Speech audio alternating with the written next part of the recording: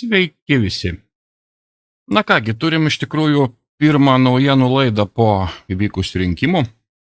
Ir kaip matote, pasaulio vaizdas keičiasi labai sparčiai ir tiesiog mums akise. Na, taip ir turėjo būti, to mes ir tikėjomės. Ir toks jausmas, kad grįžo tėvelis į kambariuką ar ne, ir visa šeima staiga sukluso, patapo visi įdėmingi labai, visiems parūpo, ką mano Jungtinės valstijos, jų išrinktasis prezidentas, visi puolė ieškoti išėjimų ir sveikinti, kai kurie pradžioje keikė, paskui irgi sveikina. Žodžiu, vyksta tai, kas ir turėjo vykti teisingiau. Grįžo bosas ir dabar teks skaityti su juo. Na, bosas pademonstravo pačią pirmą dieną per rinkimus, paleidęs savo viršgarsinę branduolinę raketą, kad čia žaidimų nebus ir temeliai yra jėgos žaidimai. Taip atrodo tikri vadovai ir taip atrodo tikri jėgos žaidimai, kai kiti priešingos pusės aiškiai gauna signalą, kad nebus žaidimų ir jeigu jau bus kažkoks tai veiksmas, tai teks kariauti iki galo. O kariauti iki galo su tokia Jungtinių valstijų valstybė, na, kaip suprantat, reikalų būtų bet kam, netgi kartu sudėjus. Todėl bus ieškoma taikių kelių ir bus ieškoma dabar išėjimų iš tų situacijų, kuriuose visi atsidūrė. Tai labai akivaizdžiai pasimatys šitoj laidoj ir iš tiesų tai guodžia, nes tik per jėgą, mielieji, tik per jėgą galima įvesti tvarką ir taiką pasaulyje. Tik jėga yra gerbiama aukščiausiose lygiuose, ypatingai kai kita pusė, kuri bando įvesti mums komunistinę santvarką, vėlgi technokratinį komunizmą arba neofeudalizmą, kaip nori taip vadinkit. Čia pavadinimų N, o esmė jų dabar visa panašėja į tą pačią. Tai jie supranta tik jėgą. Todėl įžanginis klipukas tai ir atspindėjo Donaldo Trumpo vadovaujančią Ameriką, kuri tiesiog beprotiškai eina į priekį su ginklais ir nežiūri į nieką. Ir jeigu kas nors renkasi konfrontuoti, tai tenka įvertinti savo jėgelės ir suprasti, kad nelabai jos yra tokios persvaringos, kad galėtų nugalėti tokią valstybę ir jos šalininkus. Na, bet mes pamatysim, kaip čia viskas vystysis ir reikia tikėti, kad viskas taip ir bus. Na, o jeigu ne, tai tada ar taip mums galas, kaip ir anom scenarijum, kuris mums buvo piešiamas. Kai buvo įvedinėjamas komunizmas, ar ne, dar visai nesenai. Iš tikrųjų dar tebėra. Bet šiandien, mėlėjai, taip pat yra diena ypatinga. Vakar teisingiau buvo, mūsų laikų, dar ir šiandien užsienyje dar minima. Šiandieną yra komunizmo aukų memorialo diena arba atminimo diena. Tai yra 100 milijonų žmonių išžudytų. Iš tikrųjų ne tik 100 milijonų čia.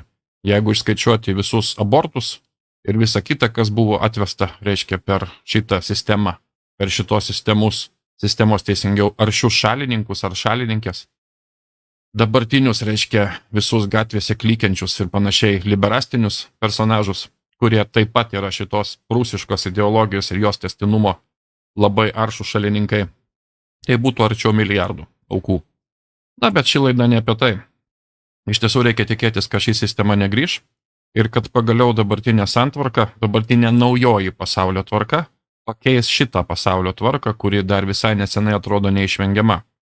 Tai yra skaitmenizacija, viso ko įmanomo tokenizacija, skaitmeninė valiuta, pilna kontrolė, skaitmeninis ID, pririštas prie vakcinų pasų ir taip toliau ir taip toliau. Tai buvo naujoji pasaulio tvarka, kuri dar visai nesenai buvo brukama per tą patį BRICS-ą. Nu, dabar mes matysim, kaip jinai žlunga.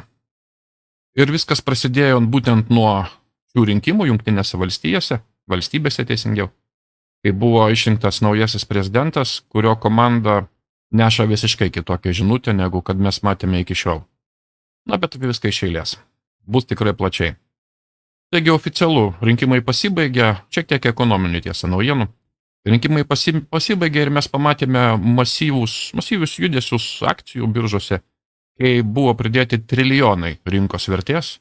Standard & Poor 500 jau pridėjo 1,3 trilijono prie rinkos vertės per vieną mėnesį, reiškia per 12 iš eilės mėnesių. Tai buvo viskas pradėjo kristi, staiga akcijos pakilo, aš čia viso to neskaitysiu, gal nėra prasmės.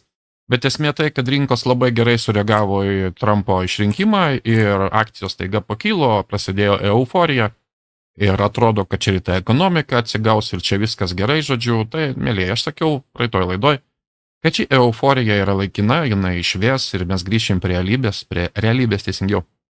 Ir kaip sakant, rinkimam pasibaigus ir euforijai nuslūgus, išlys vėl visos tos pačios problemos ir galbūt netgi didesnės, nes nepamirškite, kad demokratai valdys dar iki sausio 20, jeigu niekas neatsitiks, jeigu Bransono bylas neįtakos ankstesnio perėjimo prie jau pripažintos 20 metų kadencijos, tarkim, gali ir taip nutikti, o gali ir nenutikti, tai gali nutikti taip, kad tik sausio 20 bus inauguracija ir panašu, kad jinai bus, nes Deep State'as turi tam tikrų planų, kaip jiems sutrukdyti, bet vaidina geručius ir staiga visi rinkimai praėjo sklandžiai, niekas niekur, visi viską pripažino, apie tranzitą pradėjo kalbėti, kaip niekur nieko, kaip būtų normalus valdžios tranzitas. Jokio pasipriešinimo mes nepajutom.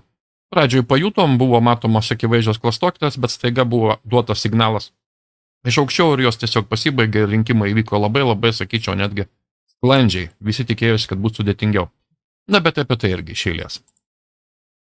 Taigi, per vieną dieną Standard & Poor 500 istorijoje didžiausią prieaugį pademonstravo po rinkimų dienos.